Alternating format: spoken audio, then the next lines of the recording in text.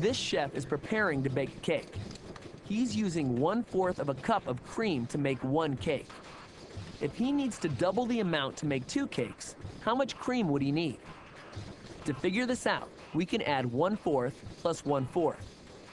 First, notice that the denominator is the same for both of the fractions we're adding. The denominator tells us we're talking about fourths. Now let's see how many of them we have. Add 1 plus 1, that's 2. The addition tells us we end up with 2 of them, 2/4. The chef would need 2/4 cup of cream for 2 cakes. 2/4 means 2 parts out of 4. Since 2 is half of 4, 2/4 is actually the same as 1/2, 1 out of 2 parts. What if he wanted to double that amount, making 4 cakes? We already know that 2/4 equals 1/2.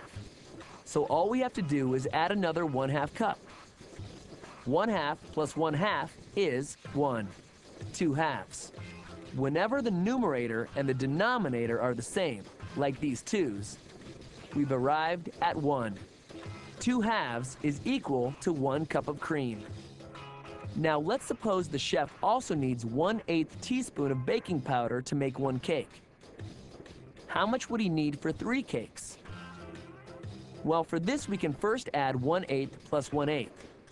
That equals 2/8.